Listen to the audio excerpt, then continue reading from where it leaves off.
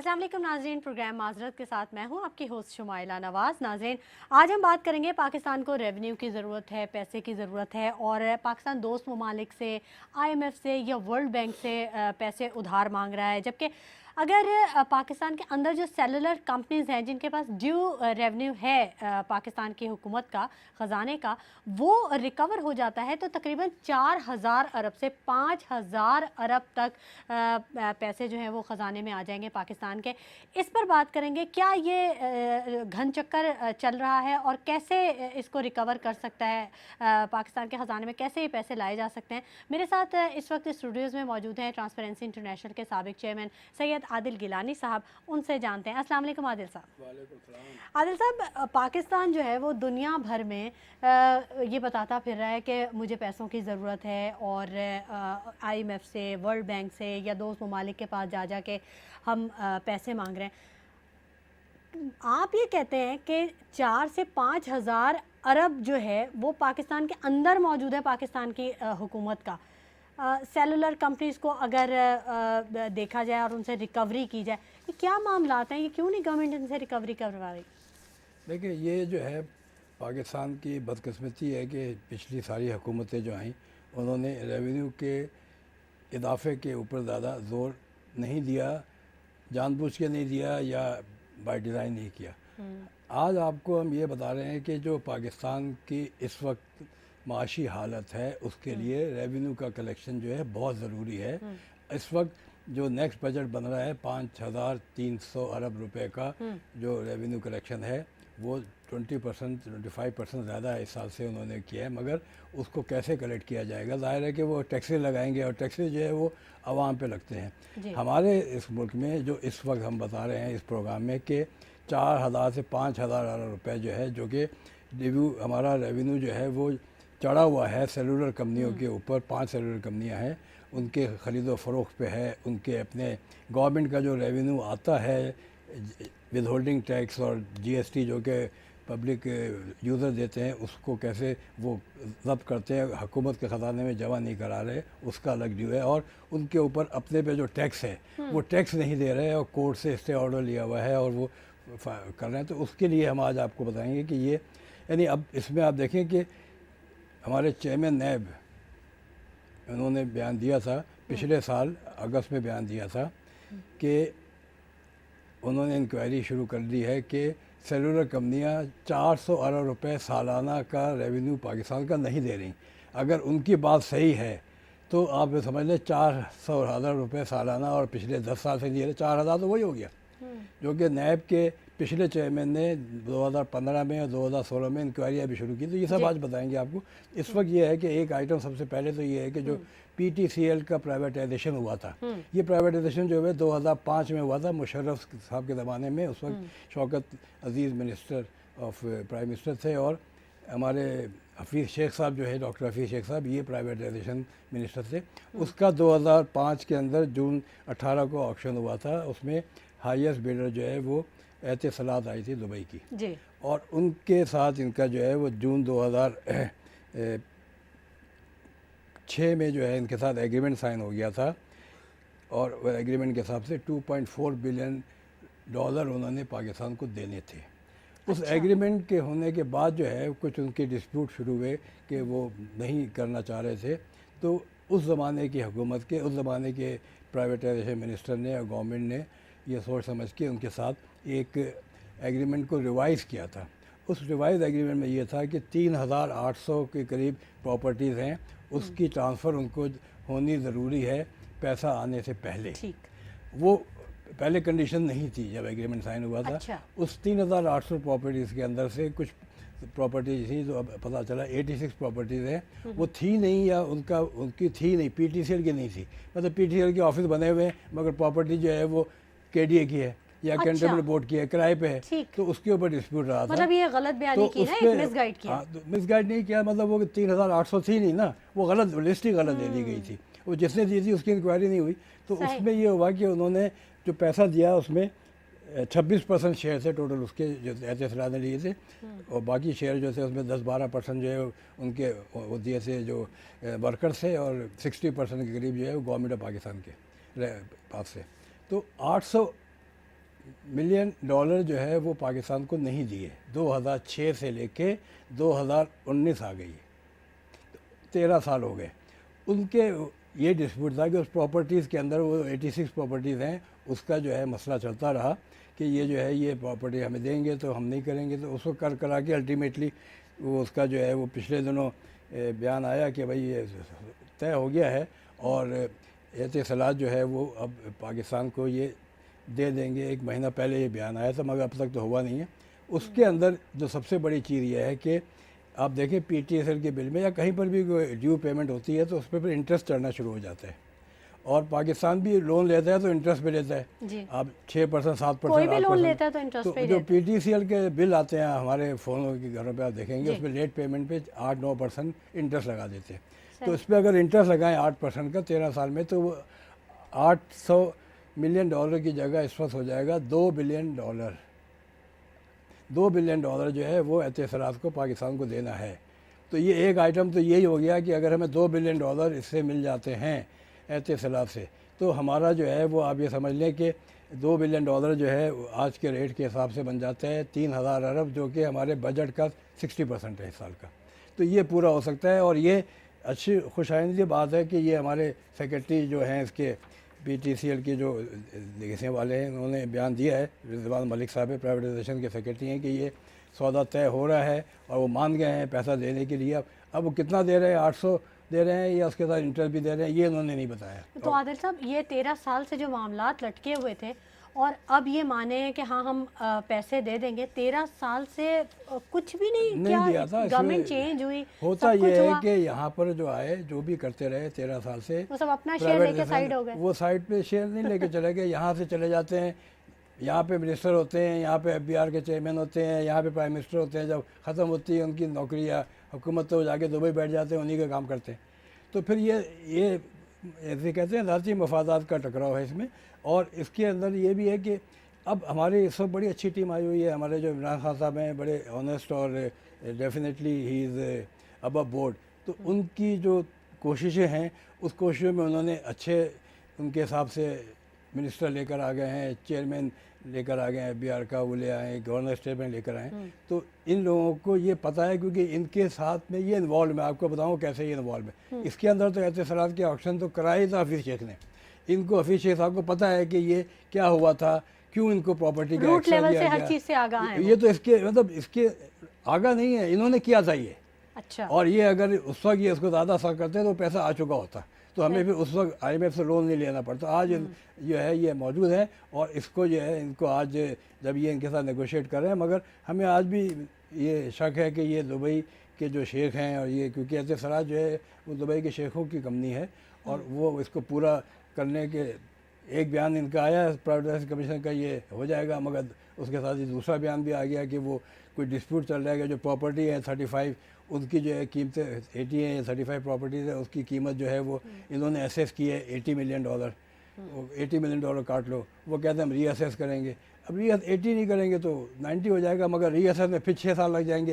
यानी हर साल अगर आप सके $2 बिलियन अगर एक साल लेट हो जाता है 6% पे, तो $120 मिलियन जो है तो वही हो जाता है डिले पेमेंट का सरचार्ज। तो ये सब चीज़ें देखने की हैं। और इसके अंदर हमें शब्बर साहब जो हमारे FBR के चेयरमैन हैं, हमारे जो ये डॉक्टर हफीज़ शेख साहब हैं, इनसे हम रिक्वेस्ट करेंगे कि इसको इमीडिएट टेकअप कर लें, क्योंकि ये आएगा और ये आना बहुत ज़रूरी है। ये हमारा ड्यू पेमेंट है, ये पाकिस्तान का पैसा है, हमारे ख़जाने के अंदर आना चाहिए, विद इंटरेस्ट आना चाहिए, ताकि इमीडिएटली हमारी प्रॉब्लम फाइनेंशियल सॉल्व हो जाए। हाँ, मतलब इसका मतलब ये है आदिल साहब कि हमारे पास प्रॉब्लम तो कोई है ही नहीं, ये तो क्रिएट की गई है प्रॉब्लम। और अगर ये प्रॉब्लम सॉल्व हो जाती है तो फिर तो सारे मसले मसाइल हल हो जाएंगे। इसके लिए 4 से 5 हज़ार अरब हमने इसको टेकअप किया था 2013 में।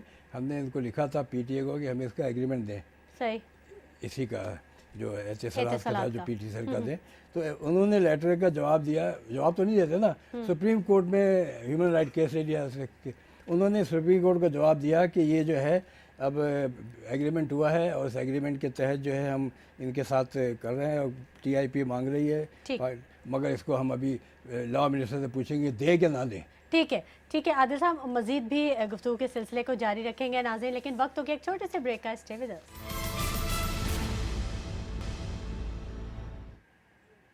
प्रोग्राम में एक मरतबा फिर आपको खुश आमदीद कहेंगे नाज़रीन, और गुफ्तगू के सिलसिले को आगे बढ़ाएंगे। सैयद आदिल गिलानी साहब हमारे मेहमान हमारे साथ मौजूद हैं और इंकशाफात कर रहे हैं हमेशा की तरह।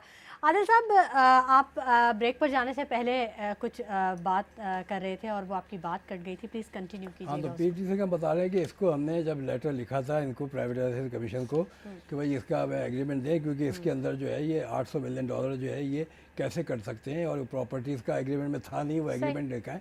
तो उस पर उनका जवाब आपके पास देख रहे ही आया था 22 जनवरी को कि ये इसके अंदर उन्होंने लिखा कि प्राइवेटाइजेशन कमीशन जो है वो एक कमेटी हमारी है और उसके रेगुलेशन के तहत काम करती है, और हम मिनिस्ट्री ऑफ लॉ से एडवाइस मांग रहे हैं। उस वक्त मिनिस्ट्री ऑफ लॉ जनवरी 2013 के अंदर मेरे ख्याल से बाबर अवान से शायद जो भी थे, तो इसके इन्होंने इसको छुपा के रखा, और फिर हमने इसको लेटर लिखा था अपने क्यों छुपा के रखा आदिल साहब? फारूक इतनी नाइक अहम बात को? फारूक नाइक साहब जो है वो लॉ मिनिस्टर थे, उनको लिखा कि भाई ये खुदा के वास्ते इसको अब करें, क्योंकि ये $800 मिलियन जो है ये हमारे पाकिस्तान का जो है वो आ जाना चाहिए। 2013 वैसे भी 7 साल पहले फिर उन्होंने क्या जवाब? उन्होंने भी कुछ नहीं जवाब सुप्रीम दिया। कोर्ट के अंदर उन्होंने ये जवाब दे दिया जो मैंने आपको बताया। हमने फिर सुप्रीम कोर्ट में चीफ जस्टिस से अपने इफ्तिखार चौधरी साहब जो थे उनको हमने लिखा कि ह्यूमन राइट केस जो आपने टेकअप किया था 2155/S-230, इसके तहत इनका जवाब आया है ये टोटल गलत है, और पाकिस्तान का पैसा है, पाकिस्तान के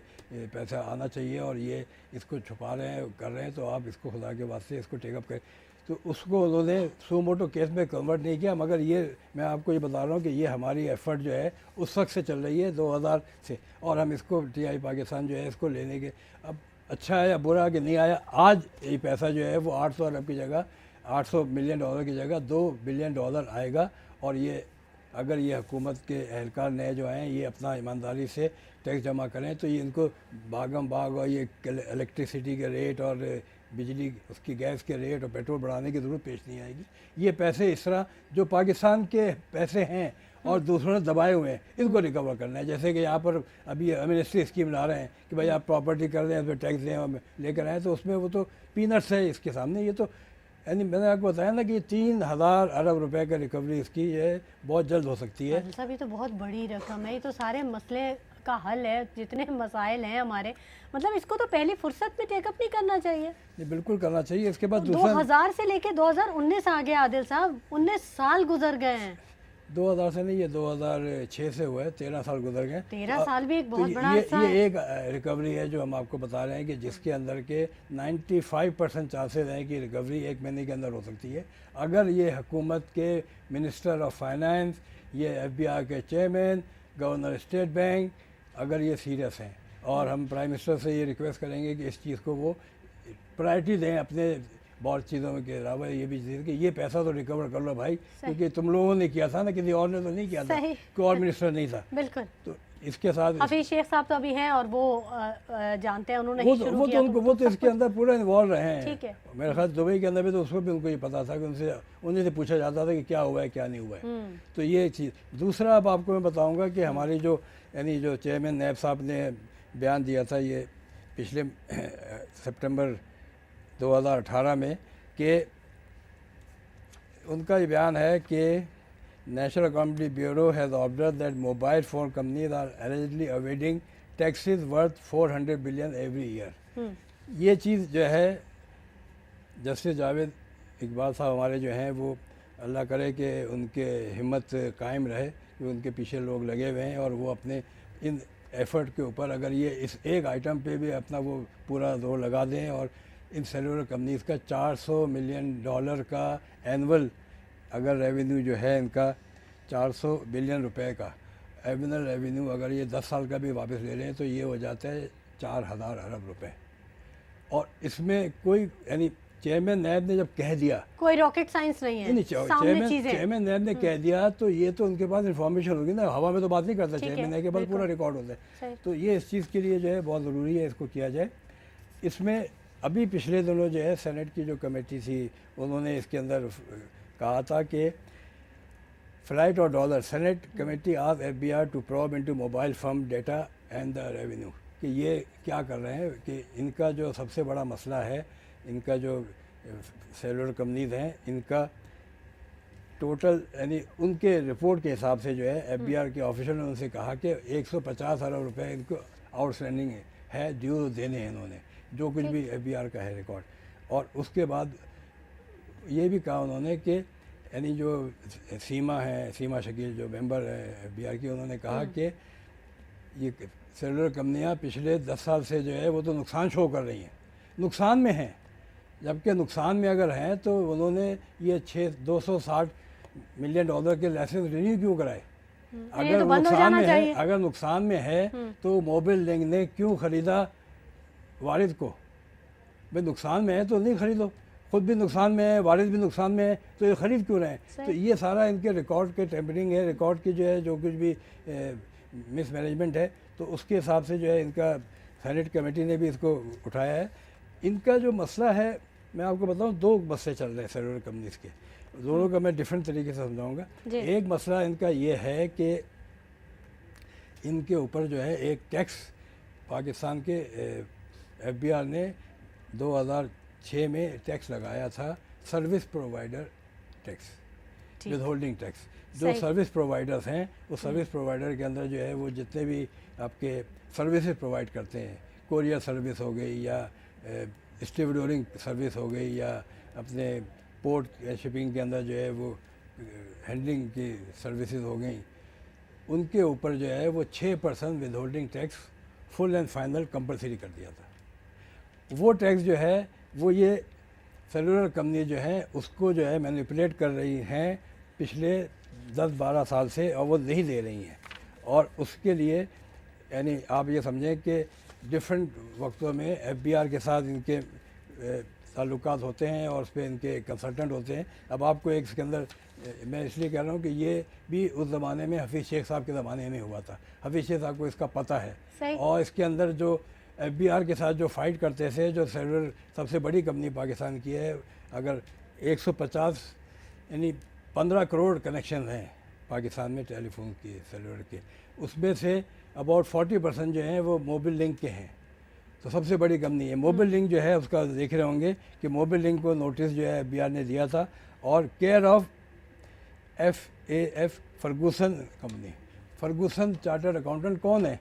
फर्गूसन चार्टर्ड अकाउंटेंट है शब्बर साहब का, जो आज एफबीआर के चेयरमैन है। ये इनके चार्टर्ड अकाउंटेंट हैं जो ये पैसा इनका बचवाते रहे हैं मुख्तलिफ़ तरीक़ों से, कानूनी तरीक़ों से, कि कभी एफबीआर से नोटिस इशू करा लिया, कभी चेंज करा लिया, कभी कोर्ट से स्टे ले लिया। तो इनको तो इसके बारे में जो है ये तो हाफिज़ है इसके, और ये इनसे शब्बर साहब से हमारी अपील है कि अब ये इस चीज़ का जो रेवेन्यू बैक डेटेड रेवेन्यू है वो कलेक्ट करें, और इसके अंदर एक एक चीज़ इसकी जो है वो इनको पता है। आज आपको हम बता रहे हैं कि इसके अंदर जब हमने 6% का दिया तो 2009 के अंदर जो है इन्होंने इनकम टैक्स के कमिश्नर से इशू करा लिया कि ये जो है इनको एग्जम्पशन दे दें, और SRO इशू कर दिया।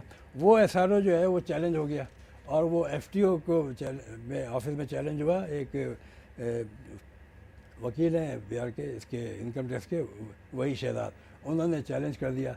और FTO जो है उस ज़माने में शोएब सडर साहब थे। शोएब सडर साहब ने कहा कि ये जो सेलुलर कंपनीज़ को जो टैक्स नहीं जमा करा रहे, और एफबीआर में जो कमिश्नरों ने जो उन्होंने एक नोटिस इशू कर दिया, इनको विदहोल्डिंग इसको एग्जम्पशन दे दी है, वो इलीगल है। और उन्होंने रिकमेंड किया कि इन अफसरों के ख़िलाफ़ एक्शन लिया जाए और इन कंपनियों से वसूल किया जाए रेवेन्यू विद जुर्माना। एफबीआर का रूल है कि अगर आपका 5 करोड़ रुपए का रेवेन्यू है, आपने चोरी किया है, नहीं बचाया, तो वो 5 करोड़ रुपए जुर्माना भी देना पड़ता है।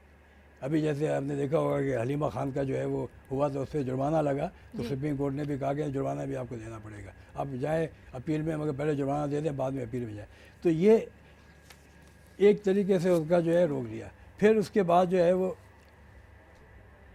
ये जब बजट आया था 2015 का इसाक डार साहब से, तो इन्होंने बजट के अंदर जो है वो मैनिपुलेट करके उसको जो है विदहोल्डिंग टैक्स जो था वो ख़त्म करके, और उसको कर लिया कि विदहोल्डिंग टैक्स जो है वो एडजस्टेबल होगा नुकसान और फ़ायदों को देख के। ठीक है, मज़ीद भी बात करेंगे आदिल साहब, लेकिन वक्त हो गया नाज़रीन, एक छोटे से ब्रेक का, हमारे साथ रहिएगा। वेलकम बैक नाजरीन। गुफ्तगू के सिलसिले को आगे बढ़ाएंगे। आदिल साहब, आप ब्रेक पर जाने से पहले कुछ मज़ीद बातें बता रहे थे कि पाकिस्तान को किस तरह से मुश्किलात से निकाला जा सकता है, बताइएगा। तो इसमें मैं बता रहा था कि ये जो है जो सर्विस प्रोवाइडर का जो टैक्स FTO साहब ने इनको रिजेक्ट कर दिया और उसका FBR को ऑर्डर दिया कि इसको अब करें, वो उसका FBR ने कुछ नहीं किया उस वक्त के FBR ने। अच्छा। और उसमें उस वक्त के FBR ने इसलिए कुछ नहीं किया कि उस वक्त का FBR जो है वो यानी कमज़ोर था और इनके जो चार्टर अकाउंटेंट थे वो फर्गूसन वाले ज़्यादा स्ट्रॉन्ग थे और उन्होंने करा के उसको जो है वो डिले कर दिया। उसके ऊपर 2013 में 2013 में FBR में जो टैक्स का इसका था, नैब ने एक्शन लिया। हमने एक रिपोर्ट की थी यही कि भाई पैसा नहीं जमा करा रहे, तो नैब ने सू मोटो एक्शन लेके और FBR को बुलाया और डॉक्यूमेंट देखे और कहा कि 47 बिलियन, ये बजट से पहले की बात है, 47 अरब रुपए का टैक्स इन्होंने आउटस्टैंडिंग था, क्यों नहीं लिया। FBR के उन्होंने मुलजिम बनाया था, उसके अंदर उनका इंक्वायरी कर रहे हैं और उनका सजेस्ट किया, अब देख रहे होंगे स्लाइड में नाम डाला था, चेयरमैन FBR थे उस वक्त कोई मुख्तार साहब थे, फिर असद से मेंबर थे 3-4 FBR के, कि ये आप इनका जो है ऐसे इसे में नाम डाले और उनको रिक्वेस्ट की, उनको ऑर्डर दिया कि इसकी रिकवरी करो। ये 2012 जून की बात है ये।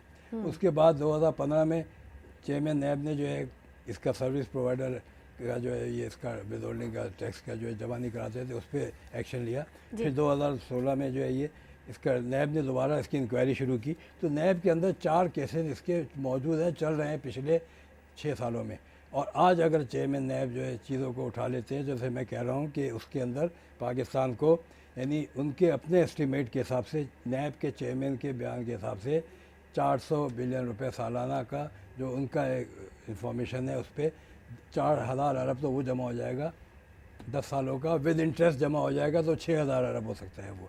इसके अलावा आप ये देखेंगे कि इनके अंदर जो इनके, आप इसके अंदर एक स्लाइड दिखा रहा हूँ मैं आपको कि ये जो सर्विस प्रोवाइडर टैक्स है इसकी ये 2010 से लेके 2015 तक की डिटेल्स हैं कि पहले था 2010-11 के अंदर 51 करोड़ रुपए जो है वो सेलुलर कंपनियों ने दिए थे जी, withholding tax service provider के, आउट ऑफ 2 अरब 70 करोड़ में से 2011 में इनके हो गए 51 करोड़ की जगह 13 करोड़ रह गए और ओवरऑल जो है वो 3 अरब 50 करोड़ मतलब मुस्तकिल खसारे में चलने ये खसारे में 2012 में ये फिर 33 करोड़ हो गए, 2014 के अंदर फिर 48 करोड़, ये गिरते जा रहे हैं।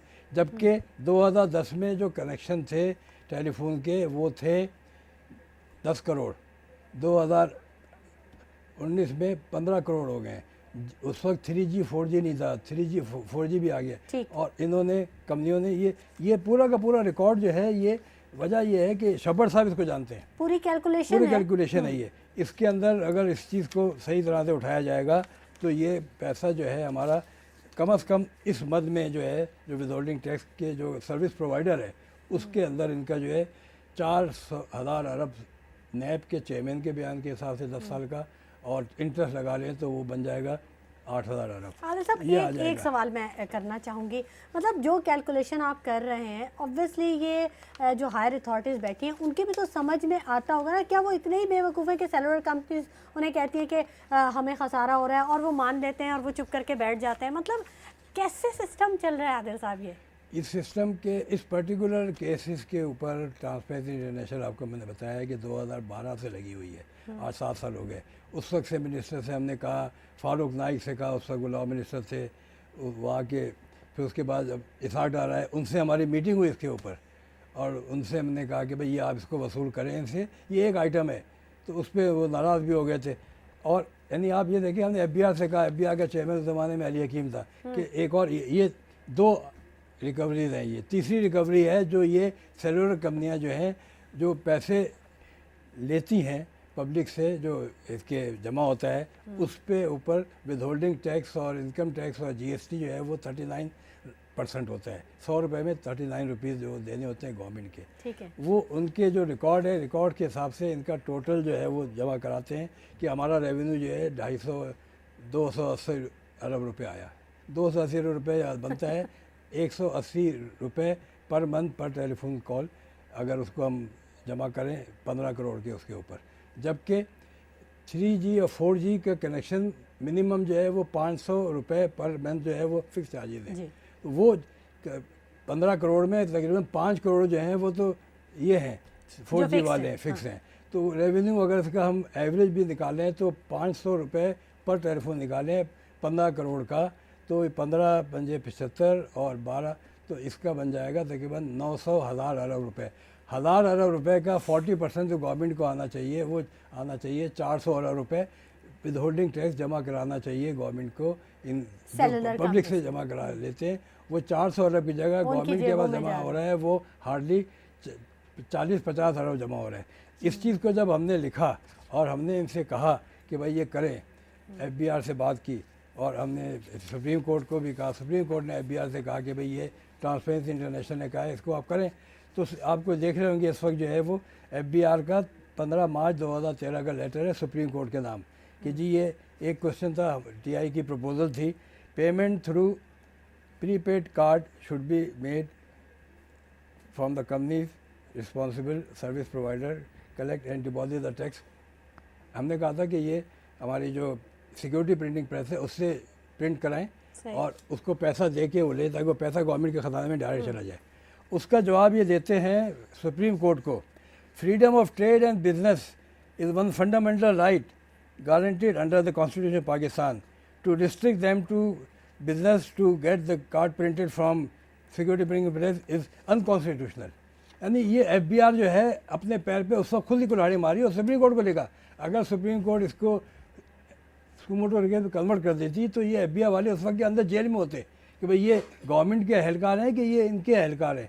इनके पूरे जवाब आप देख रहे होंगे, पूरे इस पर दिखा रहे हैं कि Pakistan security corporation will print, उनसे बात भी की थी, उन्होंने हम प्रिंट कर देंगे। अच्छा यहाँ क्यों नहीं प्रिंट कराते? क्योंकि लोग पता चल जाएगा कि कितने रुपए के प्रिंट करें, रिकॉर्ड आ जाएगा ना, रिकॉर्ड सामने आ जाएगा। तो इसका जवाब इनका यही है कि प्रपोजल के ये पाकिस्तान सिक्योरिटी प्रिंटिंग प्रेस से कराएंगे, उनके पास मशीनें नहीं हैं और एक्स्ट्रा पैसा लगेगा। हालांकि उन्होंने कहा था इसके लिए हम मशीनें अपने खर्चे पे लेकर आएंगे, हम उस पर चार्ज कर लेंगे जो प्रिंटिंग कॉस्ट है, तो सब कुछ हो जाएगा।